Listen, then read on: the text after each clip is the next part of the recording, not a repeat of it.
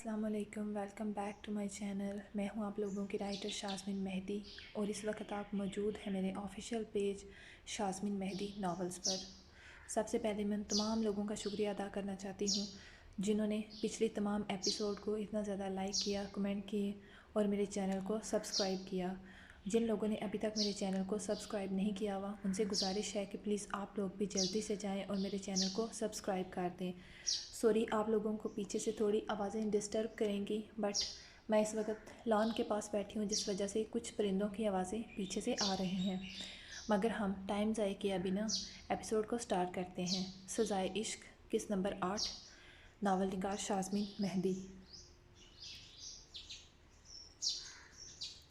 تمہارا دماغ کام کرتا ہے، آرام سے بیٹھو، یہاں ملاقات کرنے کی ہوتی سوتی، کہیں گے کیا جا کے؟ نمش کو فری کا آئیڈیا ذرا پسند نہ آیا تو بیٹھی رہو پھر یہاں ہی اور کرو دور سے دیدار۔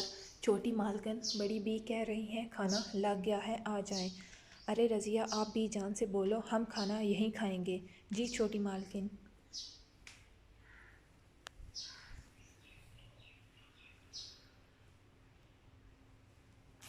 ہم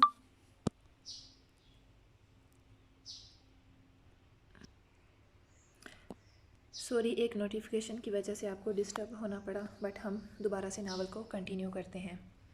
وہ کہتے مڑ گئی، مجھے لگتا ہے آج سے تمہارا بستر بھی یہیں لگوا دینا چاہیے، فری نے شرارت سے کہا۔ ویسے کیا فائدہ یہاں بیٹھنے کا، ابھی تک سر کو تو میں نے دیکھا نہیں۔ واقعی میں فریال جب سے آئی تھی اس نے شہزاد کو نہیں دیکھا تھا۔ تمہاری آنکھیں ہیں کہ بٹن؟ مطلب سامنے سوئمنگ پول کی طرف کون ہے؟ ہائے کہاں؟ اس نے ارد گرد دیکھتے پوچھا۔ تبھی اس کی نظر سامنے پڑی جہاں شہزاد سیاہ شلوار قمیض میں کف کہنیوں تک فولڈ کیے گود میں لیپ ٹاپ رکھے بیٹھا تھا، پاؤں سامنے ٹیبل پر رکھے تھے جبکہ نظریں اسکرین پر۔ وہ دونوں ہاتھوں کی انگلیاں تیزی سے کچھ ٹائپنگ کرنے میں مصروف تھیں۔ ہائے میں بھی سوچوں تم کیوں دھوپ میں رنگ کالا کر رہی ہو۔ اب اصل وجہ سامنے آئی، یہاں تو دیدار یار کیا جا رہا ہے، وہ بھی دھوپ میں بیٹھ کے۔ بکو نہیں، اس نے سامنے سے آتی ملازمہ کو دیکھتے کہا جس کے ہاتھوں میں ٹرے تھی اور اس کے پیچھے بڑی بی جان خود بھی تھیں۔ اور سناؤ فریال، بچے گھر میں سب کیسے ہیں؟ جی الحمدللہ سب ٹھیک، ماما آپ کو اسلام دے رہی تھی۔ ارے وعلیکم السلام، میری طرف سے بھی پوچھنا۔ جی ضرور۔ اور پھر دن ایک کے پیچھے ایک گزرنے لگے۔ انشا کو خود بھی اپنی فیلنگ کی سمجھ نہیں آ رہی تھی کہ اس کے ساتھ کیا ہو رہا تھا۔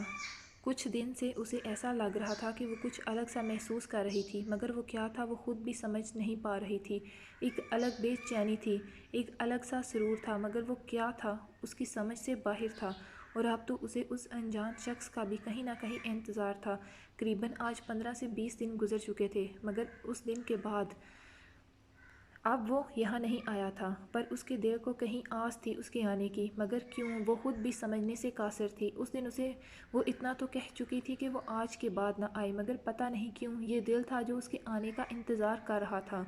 پتہ نہیں کیوں، کس لیے اسے اس کا انتظار تھا، حالانکہ وہ تو اس کا نام تک نہیں جانتی تھی۔ وہ کون تھا اسے کچھ بھی نہیں پتہ تھا اس کے بارے میں، وہ صرف اس چیز کے علاوہ کہ وہ ہر بار زخمی ہو کر اس کے سامنے آتا تھا۔ انہی سوچوں میں گم تھی کہ باہر سے اسے کچھ کھٹ پٹ کی آواز آنے لگی۔ ایک دم سے اس کے دل کی دھڑکن تیز ہوئی۔ کوئی تھا کیا باہر، یا پھر صرف اس کا وہم تھا؟ اگر وہ اتنے دن سے نہیں آیا تھا تو آج کہاں سے آنا تھا؟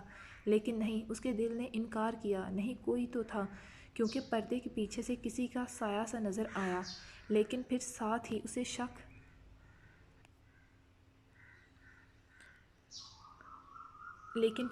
اسے شک گزرا، کہیں کوئی چور وور تو نہیں؟ انشا کا انجانے خوف سے دل تیزی سے دھڑک اٹھا، کہیں اور تو نہیں تھا کوئی؟ پھر ڈرتے ڈرتے انشا نے اٹھ کر کھڑکی سے پردہ ہٹا کر سامنے دیکھا تو سامنے کا منظر انشا کا دل دہلانے کے لیے کافی تھا۔ سامنے ہی اس کی سفید شرٹ اور اس وقت خون سے ابر آلود تھی۔ یہ کیا ہوا تمہیں؟ اس کی آنکھیں حیرت سے پوری کی پوری کھل چکی تھیں۔ اندر تو آنے دو، برہان نے ہلکے سے مسکرا کر کہنے کی کوشش کی، مگر اس کا چہرہ اور آنکھیں آج اس کا ساتھ نہیں دے رہے تھے۔ درد کی شدت بڑھتی جا رہی تھی۔ برہان کے اندر آنے کے بعد انشا نے کھڑکی بند کر کے پردے برابر کر دیے۔ یہ کیا ہوا؟ اب وہ پریشان نظروں سے برہان کے چہرے کو دیکھ رہی تھی۔ گولی لگی ہے، اس نے دھیمے سے کہا۔ کیا؟ کہاں؟ अंशा ने उसके खून से रंगीन शर्ट को देखते पूछा, जो सीने से लाल स्याल मादे से भीगी हुई थी। तब तुम शर्ट उतारो। अंशा को तो इस वक्त ये तक भूला हुआ था कि आखिर वैसा क्या करता था जिस वजह से उसे फिर से आज गोली लगी थी। बुरहान ने बटन खोलने के लिए हाथ उठाया तो दर्द से उसका चेहरा और लाल हुआ था। अंशा, जो उसे ही देख रही थी, आगे बढ़ी। तुम रहने दो, मैं करती हूँ, वो इस वक्त एक डॉक्टर की हैसियत से बोली थी और आगे बढ़कर उसकी शर्ट के बटन खोले। इस अरसा में अंशा के हाथ पर भी बुरहान का खून लग चुका था। इस वक्त अंदाज़ा लगाना मुश्किल था कि असल में गोली कहाँ लगी है, क्योंकि पूरे सीने पर खून बिखरा हुआ था। अंशिशा ने शर्ट एक तरफ रखते जाकर बेड की साइड टेबल से फर्स्ट एड बॉक्स निकाला। सबसे पहले तो उसे बिखरे खून को साफ करना था ताकि पता तो चले कि गोली अंदर थी क्या। तब तुम लेट जाओ, उसने बेड ग्राउंड की तरफ इशारा करते कहा और कॉटन लेकर खून को साफ किया। अब वो असल जख्म को देख पा रही थी। खून अभी भी हल्का हल्का रिस रहा था, जिसका मतलब था कि गोली अंदर थी और अब गोली अपना असर दिखाने लगी थी। उससे पहले कि गोली का जहर फैलता, उससे पहले अंशा को गोली को निकालना था, मगर वो गायनाकोलॉजिस्ट बन रही थी, ना कि सर्जन। और इस तरह का केस उसने हल नहीं किया था। गोली को निकालना, वो भी इस तरह घर में। तब तुम्हें हॉस्पिटल लेके जाना होगा मुझे। वो बुखला गई थी उसकी बिगड़ती तबीयत को देखकर। अंशा, गोली को निकालो। बुरहान ने गहरी सांस में बात मुकम्मल की। पर यहाँ कैसे? अंशा, जाओ, छुरी या चाकू जो भी मिले लेकर आओ, उसने हुक्म दिया। पर वक्त नहीं है अंशा, और तुम मत भूलो कि एक डॉक्टर हो तुम। जाओ। आपकी बार बोलने से उसका सांस फूलने लगा था, साथ चेहरा पसीने से तर होने लगा। अंशा ने बेबसी से उसे देखते गहरा सांस लिया और दिल मजबूत करके उठी। रिस्क था बहुत बाहर, मगर उसे जाना था। उसने बाहर निकल कर देखा तो मामा बाबा के रूम का दरवाज़ा बंद था।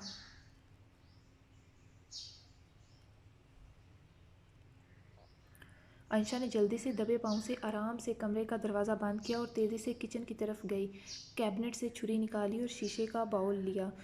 बाकी सारी चीज़ें उसके रूम में ही थीं और तेज़ी से वापस भागी। अगर मामा बाबा में से कोई उसे देख लेता तो क्या हो।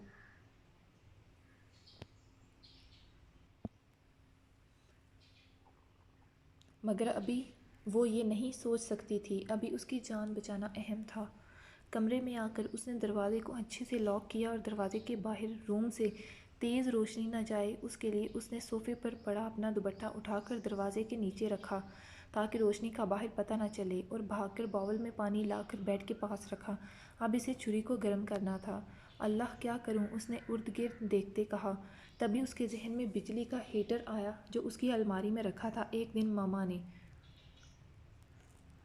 उसने फ़ौरन उसे निकाल कर ऑन किया और उसे ऑन करके उस पर छुरी को रखा। छुरी गर्म होकर दहकने लगी थी। एक तरफ से अंशा ने उसे पलट कर दूसरी तरफ रखा और ख़ुद बाकी का सामान निकाल कर रखने लगी। ये सब तो उसने हिम्मत से कर लिया था, मगर अब इसके हाथ कँपने लगे थे और चेहरा सफ़ेद पड़ने लगा। वो कैसे गोली को निकालेगी? ये सब नहीं होगा उससे।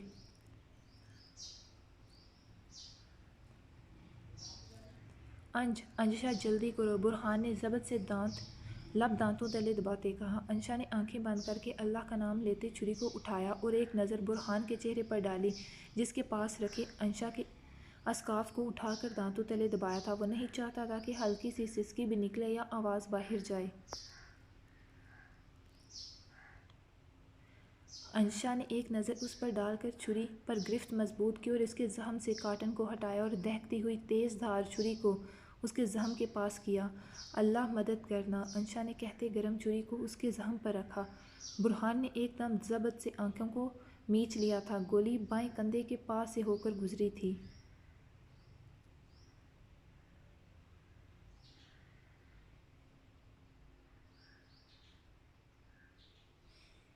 अगर थोड़ी सी भी नीचे होती तो सीधी दिल के आर पार होती और कल्ब की धड़कनों को साकत करते उसे ज़िंदगी से दूर कर देती। अंशा ने छुरी की नोक को जख्म में घुसेड़ते उस पर जोर देते गोली को एक तरफ से प्रेस किया था, और बुरहान ने ज़ोर से दांतों तले दबे कपड़े को भींचा था, जिससे उसकी दर्द भरी आवाज़ कहीं अंदर ही दब गई। गर्म दहकती छुरी की नोक ने अपना काम करते गोली को उछाल कर दूर फेंका था।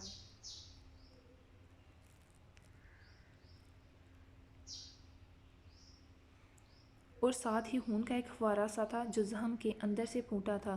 برہان کے خون کی چھینٹیں سیدھی انشا کے کپڑوں اور چہرے پر گری تھی۔ ہاتھ تو پہلے ہی خون سے رنگے ہوئے تھے۔ انشا نے فوراً کاٹن کا ایک بڑا سا حصہ اٹھاتے زخم پر رکھا تھا اور پھر دوسرے ہاتھ سے اینٹی بائیوٹک لیکوڈ سے زخم کو ارد گرد سے صاف کیا اور پٹی کرنی شروع کی۔ اس دوران برہان بے سدھ ہو چکا تھا۔ انشا نے اس کی طرف جھکتے، اس کی گردن کے پیچھے ہاتھ رکھتے، اسے تھوڑا سا اوپر کرتے، پٹی کو اس کے پیچھے سے آگے لاتے اس کے زخم کو کور کیا تھا۔ ایسا کرنے کے لیے اسے برہان کو 3 سے 4 بار گردن سے اوپر کرنا پڑا۔ اس سارے عرصے میں وہ اس کے بے حد قریب گئی تھی۔ انشا کا سانس خود بھی پھول گیا تھا۔ وہ ایک طاقتور توانا مرد تھا تو دوسری طرف وہ نازک سی لڑکی۔ اکیلے سارا کچھ کرتے ہوئے انشا نے پٹی کرنے کے بعد اس کے دانتوں تلے دبے کپڑے کو نکال کر اس کے پسینے سے تر چہرے کو خشک کیا اور اٹھ کر کمبل اٹھا کر اس پر دیا، اور ساتھ ساتھ وہ اس کا ٹمپریچر بھی چیک کر رہی تھی جو کہ بڑھتے ہی جا رہا تھا۔ انشا نے اس کا درد کم کرنے کے لیے اسے انجیکشن دیا، اور جب اس کی نظر سامنے آئینے پر پڑی تو وہ چونکی۔ اس کے کپڑے برہان کے خون سے خراب تھے اور چہرے پر بھی چھینٹیں تھیں۔ سب سے پہلے اس نے کمرے کو صاف کرنا تھا۔ سارا کاٹن اٹھا کر ایک شاپر بیگ میں ڈالا اور اسے ایک سائڈ پر رکھا۔ وہ اسے ڈسٹ بن میں نہیں پھینک سکتی تھی۔ اگر ماما دیکھ لیتی تو کیا کہتی؟ اسے کہیں اور ٹھکانے لگانا تھا۔ باؤل کو جا کر واش روم میں صاف کیا اور پھر منہ ہاتھ دھویا اور کپڑے چینج کیے۔ برہان ابھی تک بے ہوشی کی حالت میں تھا۔ انشا نے اس کے ماتھے پر ہاتھ رکھتے ٹمپریچر کو چیک کیا اور ساتھ تھرمامیٹر سے بخار ابھی بھی 101 پر تھا۔ اللہ میاں، اب کیا کروں؟ گھڑی پر 1 کا وقت ہو چکا تھا۔ 2-3 گھنٹوں میں ماما نے بھی اٹھ جانا تھا۔ اس نے پریشانی سے لب کچلے۔ کون ہو تم آخر، اور کیا کرتے ہو جس وجہ سے ہر بار زخمی ہوتے ہو؟ اور پھر کیوں ہر بار زخمی ہو کر میرے ہی پاس آتے ہو؟ انشا برہان کے خوبصورت چہرے کو دیکھتے خود کلامی سے بولی، جو اس وقت درد کی شدت برداشت کرتے اور زیادہ خون بہہ جانے کی وجہ سے ہلدی کی مانند پیلا پڑ چکا تھا۔ انشا تو ٹھیک سے اس کا نام بھی نہیں جانتی تھی۔ آخر کون تھا وہ؟ اس وقت اس کی سیاہ گہری بولتی آنکھیں جو پل میں اگلے کے اندر کو پڑھنے کا ہنر جان جاتی تھیں، وہ بند تھیں۔ سیاہ بال بے ترتیبی سے ماتھے پر بکھرے ہوئے تھے اور لب جن پر ہلکی سی مسکراہٹ اگلے کو اپنی طرف دیکھنے پر روکتی تھی، وہ اس وقت ایک دوسرے میں پیوست تھے۔ انشا کی آنکھوں سے نیند اس وقت کوسوں دور تھی۔ وہ یک ٹک اسے دیکھے جا رہی تھی۔ اسے تو اب وقت کا بھی احساس نہیں ہو رہا تھا۔ انشا کو تبھی اس کی پلکوں میں ہلکی سی جنبش دکھائی دی تھی، یعنی وہ ہوش میں آ رہا تھا۔ انشا نے شکر کا سانس لیا اور پھر اس نے مدی بدی سی آنکھیں کھولی تھیں۔ انشا اس کی طرف جھکی۔ تم ٹھیک ہو؟ اس کے لہجے میں فکر تھی۔ ہوں، اس نے مدھم لہجے میں کہا۔ مجھے اب جانا چاہیے، برہان نے اٹھنے کی کوشش کرتے کہا، مگر اسے اپنی کوشش ترک کرنی پڑی کیونکہ انشا نے اسے ایک دم اس کے سینے پر ہاتھ رکھتے اسے روکا تھا۔ پاگل ہو گئے ہو؟ زخم سے پھر سے خون بہنے لگے گا۔ پہلے ہی بہت مشکل سے روکا ہے۔ وہ کچھ غصے اور کچھ فکر مندی سے بولی۔ اس کی بات پر برہان نے پل بھر کو خاموش ہوتے اسے دیکھا تھا۔ میں یہاں نہیں رک سکتا، اس نے گویا یاد دلایا۔ جانتی ہوں، مگر کچھ دیر رکو، میں ابھی آئی، وہ کہتے اچھے سے دروازے کو بند کرتے باہر نکل گئی۔ کچن میں آ کر وہ دل میں دعائیں کر رہی تھی کہ ماما نہ اٹھ جائیں ابھی، ورنہ مشکل ہو جائے گی، مگر خیر وہ انہیں اس وقت بھوک وغیرہ کا بہانہ بنا کر جھوٹ بول سکتی تھی۔ اس نے فریج کھولا۔ اسے جانے سے پہلے درد کی میڈیسن دینی تھی اور انجیکشن بھی، جس کے لیے پہلے کچھ کھلانا تھا۔ فریج میں جو چیز اسے برہان کو دینے کے لیے مناسب لگی وہ تھا چکن سوپ۔ اس نے جلدی سے اسے اوون میں رکھا اور گرم کیا، اور ماما بابا کے روم کی طرف دیکھتے آرام آرام سے قدم رکھتی روم تک پہنچی۔ کچن میں بھی اس نے پھونک پھونک کر کام کیا تھا، حتیٰ کہ اس نے فریج کو بھی اتنے آرام سے بند کیا تھا کہ کچن میں بھی اس کی آواز پیدا نہ ہوئی، اور پھر روم میں داخل ہوتے احتیاط سے دروازے کو بند کیا۔ یہ برہان نے اس کے ہاتھوں میں ٹرے کو دیکھتے پوچھا۔ سوپ ہے، تمہیں پینا ہوگا کیونکہ مجھے تمہیں جانے سے پہلے میڈیسن دینی ہے، انشا نے کہتے اسے اس کے سامنے رکھا اور خود اس کے لیے بخار کے ساتھ درد کی دوائیاں نکال کر دیکھنے لگی۔ میں نے تمہیں سٹچز نہیں لگائے، میرے پاس چیزیں نہیں تھیں ان کی، اس لیے کل تم ڈاکٹر لقمان کو چیک کروا لینا اور پھر اس کو دینے والی میڈیسن الگ کر کے سیدھی ہوئی۔ وہ تو ابھی تک اس نے سوپ کو ہاتھ بھی نہیں لگایا تھا۔ دیکھیں مسٹر، آپ کا دایاں ہاتھ الحمدللہ صحیح سلامت ہے، آپ جلدی کریں۔ برہان زیدی، اس نے اپنا تعارف کروایا۔ واقعی انشا کو اس کا نام نہیں تھا معلوم، اور نہ پینے کی وجہ یہ ہے کہ یہ بہت زیادہ گرم ہے ابھی۔ اوہ سوری، انشا نے واقعی سے زیادہ ٹائم لگا دیا تھا شاید۔ وہ کون سا کبھی کچن میں گئی تھی؟ یہ تو شکر تھا رات کا بنا ہوا تھا، ورنہ اسے مل گیا، ورنہ وہ دودھ ہی لے کر آتی۔ مگر دودھ ابھی اس کے لیے ٹھیک نہیں تھا زخم کی وجہ سے، اس لیے نہ لائی۔ زخم کو گیلا نہیں کرنا اور نہ ہی اس پر وزن ڈالنا ہے، یہ نہ ہو خون رسنے لگے۔ اوکے ڈاکٹر صاحبہ، اور کوئی حکم؟ اس نے شرارت بھرے لہجے میں سنجیدگی سے کہا تھا۔ تو انشا نے بنا اسے دیکھا نہیں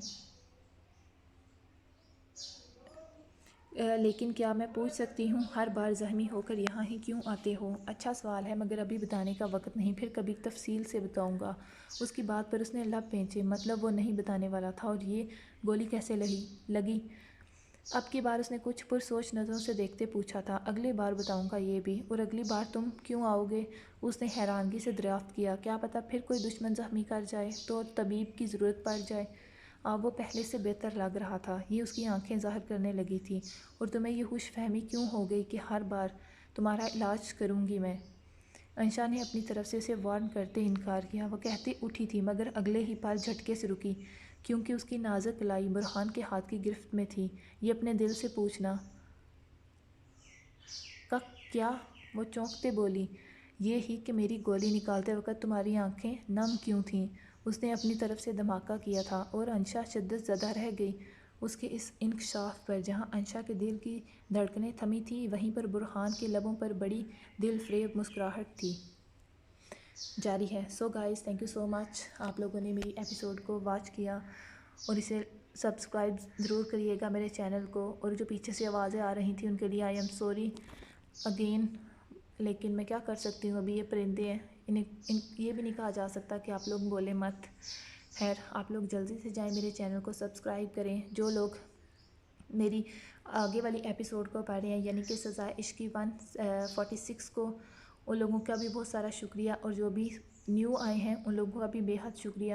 جلدی میرے ناول کو مکمل کریں تاکہ آپ لوگ بھی میری کنٹینیو ایپیسوڈ تک پہنچ جائیں۔